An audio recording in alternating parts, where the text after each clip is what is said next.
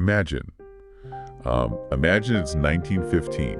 You walk into the office of this prominent New York doctor, and you've just gotten a deadly diagnosis. Yeah. A lump has been found. Right, which back then is just, it's a terrifying moment. Oh, absolutely terrifying. You are fully expecting to be rushed straight to a surgical theater, but instead, the senior physician, he sits you down, looks at your chart, and blames your love for, like, a strong cup of coffee. Yeah, and your nightly steak dinners.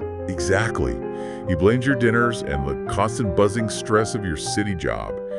He basically tells you, straight to your face, that your modern life is literally souring your blood, and that you have, well, grown this disease yourself. It's a staggering paradigm shift. I mean, especially for that era. To tell a patient that disease isn't some external invader you can just cut out, Right. but rather it's a direct byproduct of their own environment, their wealth and their lifestyle. So, welcome to today's deep dive. We are jumping into a really fascinating historical mission today, unpacking 2 volumes of an old medical text. It's called Cancer, Its Cause and Treatment. Written back in 1915 and 1917, I believe. Yep, by Dr. L. Duncan Bulkley. He was the senior physician at the New York Skin and Cancer Hospital. Now, just to set some ground rules for you listening right off the bat, we are strictly exploring his historical theories and his clinical claims as they are laid out in these century-old texts. Yeah, we're definitely not endorsing them or offering medical advice here. Not at all. We are just opening a time capsule to look at this moment when a really respected physician fundamentally challenged the entire medical establishment. Because he was arguing that cancer was not a surgical problem. He said it was a metabolic disease of modern civilization. Which is wild because Bulkley was looking at the accepted medical dogma of his day and he called it a catastrophic failure. He was telling a world that was completely obsessed with the scalpel that they were looking at the problem entirely backwards. Okay, let's unpack this. Because to understand his wild dietary cures, we first have to understand why he thought the 1915 medical system was failing so terribly. I mean, he had this massive overarching critique of the purely surgical view, didn't he? He really did. He was deeply, deeply frustrated by the statistics. He noted that despite immense and truly incredible advances in surgical technique and anesthesia during that era, the ultimate mortality rate for these patients was still a staggering 90%. 90%, that is just grim. It is. Surgeons were getting much better at the physical act of cutting, but patients were still dying. So for Bulkley, surgery was this logical fallacy. He said it only removed the product or the symptom of the disease, not the underlying cause. And at the time, you have to remember, the biggest triumphs in medicine were all about germ theory, right? They were conquering cholera, they were identifying tuberculosis. Right, everyone wanted cancer to just be a germ or a parasite you could isolate and kill under a microscope. But Bulkley wasn't buying that. Not at all. He outright dismissed the popular theories of the day. He rejected the parasitic and infectious theories entirely. He didn't believe it was contagious in the slightest. So what did he think it was? Well, he leaned into this different biological concept known as embryonic rests. Okay, embryonic rests.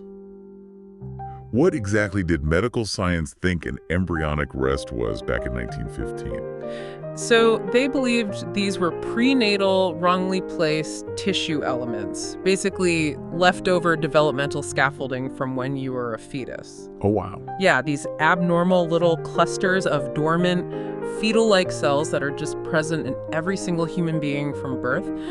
And Bulkley's argument was that these dormant cells are completely harmless on their own. Okay. They only wake up and turn malignant when they are continuously bathed in a toxic, altered blood plasma. Okay. So it's like trying to get rid of weeds in a garden by just snipping off the tops. If the soil is toxic and completely out of balance, the weeds will just keep growing back no matter how many times you cut them. That is the perfect way to look at it. Bulkley is saying we have to fix the soil, the blood, and the metabolism. Because you can't just hack away at the weed and expect the garden to suddenly thrive. Exactly. That analogy captures his clinical philosophy perfectly.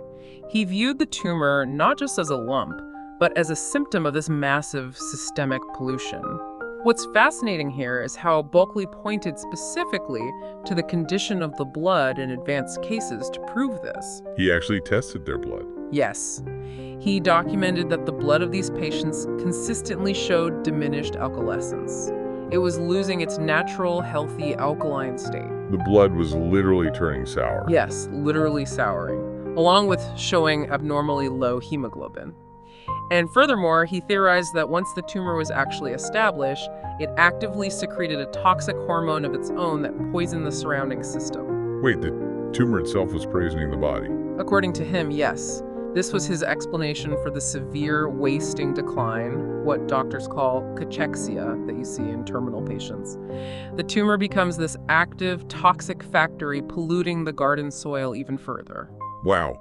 Okay, so if the soil of the human body is being poisoned, we obviously have to ask what is doing the poisoning. And Bulkley doesn't just blame local factories or smog or whatever. He points the finger directly at the geography of what he calls civilization. Yeah, the global data he uses is really compelling for the time. There's this wild paradox he highlights involving tuberculosis, right? Can you get into that? Sure. So the demographic data Bulkley pulled together paints a very specific picture of the early 20th century. Between 1900 and 1912 in the United States, the mortality rate for tuberculosis dropped by 25%. Which was a massive public health victory. Huge. And it was largely due to better hygiene, fresh air, and just general sanitation. But during that exact same 12-year period, cancer mortality rose by nearly 25%. That is a complete divergence. I mean, we are saving people from infectious disease, but losing them to this metabolic one. Yeah. And he tracks this globally, right? Looking really closely at England. England was a perfect case study for him because they had meticulously kept vital statistics dating way back to 1840. From 1840 to 1905, the death rate from this disease in England increased fivefold. Fivefold? That's huge. Right, and Bulkley cross-referenced this with dietary habits. He found a direct correlation with a parallel increase in meat consumption. During that time, meat eating in England literally doubled to about 130 pounds per person per year. And the U.S. numbers were even more extreme. I remember the text note that by 1909, U.S. meat consumption hit an enormous 172 pounds per capita. We were eating just astronomical amounts of animal protein. We really were. And to Bulkley, the sheer volume of that consumption was the smoking gun. He contrasted these industrialized nations with indigenous, largely vegetarian populations of the era like Polynesians, Melanesians, rural populations in India, and native Africans. And what did he find there? Well, relying on reports from medical missionaries and colonial doctors, he noted these populations were virtually free from the disease. Free from it. Until they started adopting the habits of the colonists, I assume. Exactly. He specifically highlights the Creoles, or liberated Africans, living in Sierra Leone. For 30 years, from 1870 to 1900, the Aborigines in the region who maintained a simple, meatless, agricultural diet had virtually zero instances of the disease. But the Creoles? The Creoles, who adopted a European lifestyle eating heavy meats, rich foods, and sweets, they began developing it at steadily increasing rates. Okay, wait a minute. I have to push back here on behalf of our listeners. I'm looking at this 1915 data, and my immediate thought is, aren't these civilized populations just living longer? We know this is often a disease of aging. That's a very fair point. Right, like if people in England and the U.S. aren't dying of TB or cholera at age 30, of course you'll see more cases at age 60. Could it also just be that European doctors are getting much better at diagnosing it? It's the logical counter-argument, and Bulkley explicitly anticipated that exact skepticism. He argued that the staggering increase couldn't be explained away merely by better diagnosis or an aging population. How did he prove that? He turned to mortality statistics broken down by social class and occupation. He pointed to data showing that mortality was highest among the wealthy and the unoccupied. Oh, So it wasn't just age across the board? Not at all. He cited records showing that wealthy, idle men were dying at more than double the rate of working-class men who were actively occupied. Wow. Yeah. If it were just about age or better diagnostics, you would expect the distribution to be much more even across social classes, or perhaps even worse among the working class who had less access to medical care. Okay, that is a brilliant counter-argument for 1915. It really is. For Bulkley, the data proved it was a disease of luxury. Wealth led to gluttony, heavy meat consumption, idleness, and what he called the nerve strain of modern life. He believed this combination completely wrecked the body's metabolic engine. Well, here's where it gets really interesting. Because Bulkley didn't just point fingers at vague ideas of luxury or idleness. He took this hypothesis straight into the chemistry lab to look really closely at our dinner tables. How exactly did he think a luxurious diet causes our cells to mutate and go rogue? He was obsessed with finding the actual biochemical culprits. Bulkley leaned heavily on a famous set of experiments conducted at Yale by Professor Chittenden. The Chittenden experiments. Yes. Chittenden took 26 men. It was a mix of university professors, student athletes, and soldiers, and he studied their protein intake. He proved that these men could maintain perfect physical equilibrium and even thrive on about 1/3 of the daily protein that was standardly recommended at the time. So the average American was walking around eating 3 times the protein their body actually required to function. Yes. And Bulkley argued that this excess nitrogen from all that animal protein doesn't just evaporate. If the body doesn't need it for tissue repair, it floats through the system as unassimilated toxins. It constantly overworks the liver, the kidneys, and the excretory organs. But he didn't stop at meat, did he? No, he didn't. He heavily implicated the daily habits of coffee and tea drinkers. Hold on. The text mentioned a specific chemical reaction with coffee. Are you saying my morning coffee is chemically mimicking actual bodily waste? That is exactly what the science of his day was pointing toward. A standard cup of coffee contains 1 to 3 grains of caffeine. And caffeine, along with tame from tea, belongs to a group of chemicals called xanthins. Okay. Chemically speaking, they have the exact same nitrogen equivalent as uric acid. You are kidding. So my kidneys are being forced to process my morning latte the exact same way they have to process the toxic waste from a heavy steak dinner. Pretty much, yeah. Let me bring back the engine analogy here. It's like the human body is a highly efficient but relatively small engine. If you overload that engine with heavy, extremely rich fuel, massive amounts of animal protein, constant hits of coffee, it simply cannot burn it all off. Exactly. It starts to choke on its own exhaust. Bulkley uses the term subcatabolism, meaning the breakdown process is failing, which leads to this toxic buildup. Choking on its own exhaust is the perfect translation of his subcatabolism theory. And Bulkley didn't just theorize about this exhaust, he meticulously tracked it in his patients. How do you track that in 1915? He used a specific laboratory formula called Haynes modification to measure the specific gravity of their urine. Specific gravity is basically measuring how dense a liquid is, right? Like how much solid waste is dissolved in the water. Precisely. He was calculating the exact weight of the solid waste they were excreting over a 24-hour period. A healthy 150-pound person should excrete about 920 grains of solid waste daily just to keep the system clear. Okay, so what happened when he tested his patients? When Bulkley ran the numbers on his cancer patients, he found their bodies were severely deficient in solid excretion. They were hoarding the trash. Their systems were retaining the exhaust. He found constant hyperacidity in their fluids, abnormally low levels of urea, and a sharp increase in a compound called indican. Indican, what's that? Indican is a specific biomarker for severe intestinal putrefaction, meaning protein was literally rotting in their digestive tract. Oh, that is so gross. Right. And even their saliva, which should naturally be neutral or slightly alkaline, tested chronically acidic. Their entire internal environment was sour, bogged down, and just fermenting. Well, if the lab results show a body hoarding its own toxic trash, you obviously can't fix that with a scalpel. You have to change the fuel and drain the swamp.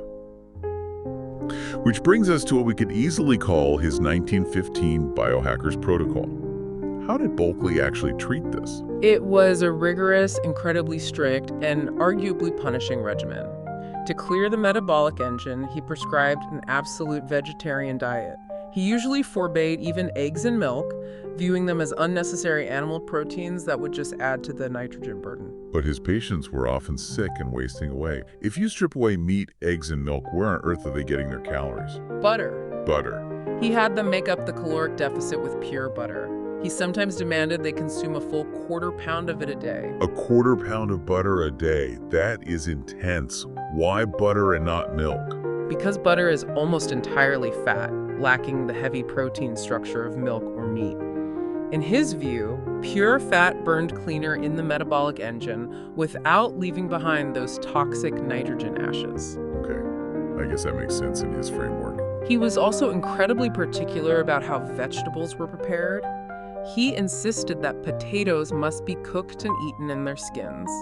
He argued that peeling vegetables stripped away the vital mineral salts that the depleted cells desperately needed to restore their chemical equilibrium. And he also demanded something called perfect insalivation, right? Yes, which was based on the popular Fletcherism movement of the time. He believed that if food wasn't chewed until it was practically a liquid in the mouth, the saliva enzymes couldn't begin the proper breakdown of starches. Right, because if you don't chew it. Exactly. If starches enter the stomach unchewed, it leads directly to that intestinal putrefaction and indican buildup we talked about earlier. It is crazy how modern this sounds. Dr. Bulkley was operating like a modern biohacker. He was weighing his patients weekly.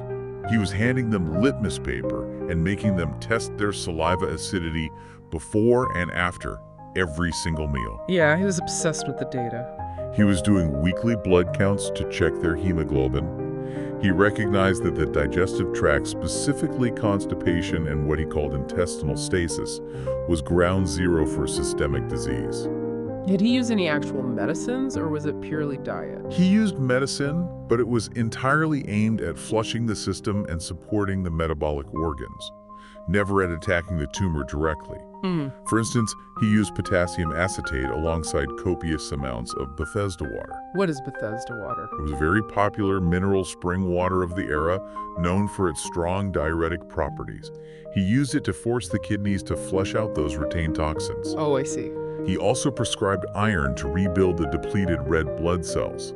And, in a move quite ahead of his time, he cautiously administered thyroid extract because he recognized the thyroid's crucial role in stimulating cellular metabolism. And what about the physical tumor itself? If he absolutely refused to use a scalpel, what did he do about the mass? Locally, instead of cutting, he applied ichthyol, which is a dark, sulfur-rich ointment or specialized lead ointment.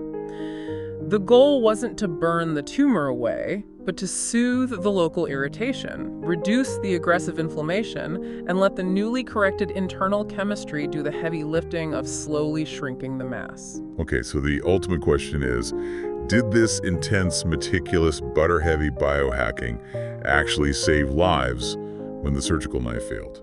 The text provides some highly dramatic, heavily documented case studies. One that really stands out is Miss GM, a 44-year-old public school teacher in New York City. What was her condition? She presented with a hard nodular tumor in her left breast, and the disease had already spread, deeply involving the axillary glands under her arm. A modern doctor would consider that an aggressive advancing case. What did the surgeons tell her in 1915? They urged immediate radical operation. They considered the scalpel her absolute only hope. But she completely refused surgery and submitted herself to Bulkley's regimen instead. Did it work? It took time, but under his strict dietary protocol and constant medical flushing, her health stabilized enough that she returned to work. The lump eventually completely vanished, and Bulkley notes in his records that she remained disease-free 9 years later, all while maintaining her grueling teaching job. That is remarkable. Yeah. But she was a teacher, likely capable of following strict rules and managing her diet. What about patients who were even further along, or in a hospital setting where the disease was terminal? He highlights the case of Mrs. CM, a Polish woman treated in the hospital wards. Hers was a case of recurrent disease. She had already endured surgery, but the mass came back with a vengeance. Oh, that's awful. It was. She had an open, ulcerated tumor on her chest, a massively swollen, helpless right arm, and an enlarged liver full of hard nodules. It was, by all accounts of the time, an inoperable terminal scenario. The psychological toll of being in that condition and then being told you have to give up all your comfort foods, chew roots to a liquid, and eat a block of butter. Did she actually follow the diet? It was incredibly difficult for her. Bulkley notes she was a very difficult patient who frequently rebelled against the strict vegetarian food. I don't blame her. Right. The willpower required was staggering. But even with her imperfect adherence to the rules over several months in the hospital, the results were undeniable. The open ulcer on her chest completely closed and healed over with healthy tissue. Wow. The swelling in her arm completely normalized, returning to the exact size of her healthy arm, and most shockingly to the attending physicians, her enlarged liver retracted and the hard nodules shrank away. If we look at what he's claiming here, Bulkley isn't saying he invented a magic pill that cured people overnight. What he was trying to prove with these difficult cases was a biological principle. If we connect this to the bigger picture, exactly. He wanted to prove that the human body can reverse the malignant process entirely on its own if the metabolic environment, the soil, is radically, stubbornly corrected. That is the core of his legacy. It makes you marvel at the immense patience required by both the doctor and the patient. Sticking to a quarter pound of butter, eating potato skins, chewing your food until your jaw aches, and monitoring your urine for months on end. It requires massive discipline. It really does. It mirrors the slow, steady discipline that was required to reverse diseases like tuberculosis in the sanitariums of that era, relying on fresh air, absolute diet control, and resting the body so it could heal itself. It was a complete lifestyle overhaul. And Bulkley's ultimate plea to both the medical profession and the public was a return to what he called the simple life. He genuinely believed that avoiding dietary excesses, cutting out alcohol, drastically reducing the consumption of meat, and escaping the frenetic stress of modern civilization was the absolute best prophylaxis, the ultimate prevention. Which brings us back to why this specific deep dive matters to you, the listener, today.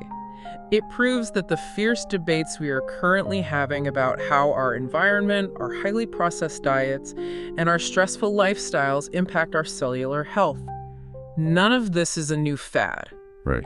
This is a medical battleground that was being fiercely mapped out over a century ago by doctors looking at the exact same trends. Bulkley looked at the accepted medical dogma of his day, saw a 90% mortality rate, and dared to question the foundational assumptions of his peers. He forced a conversation about the cause rather than just treating the symptom. And before we wrap up, there is one final, incredibly provocative detail from Dr. Bulkley's demographic data that I want to leave you to ponder on your own. In his research, Bulkley cited life insurance statistics from the early 1900s. Oh, the actuary data. Yeah. These actuaries, people whose entire job was to calculate the literal cost of human life and death, they found that this disease was decidedly more common in individuals who were classified as overweight. It is a striking correlation to notice that early on. It really is. Yeah. If we usually think of excess weight simply as stored energy, as just extra fuel sitting in the tank, what does it mean that over a century ago, actuaries and doctors were already seeing a direct, undeniable link between the sheer volume of our body mass and the chaotic mutation of our cells? It really makes you think. It's definitely something to mull over the next time you think about the true cost of civilization, what exactly we're asking our engines to burn. A very powerful thought to end on. Thanks for joining us on this deep dive.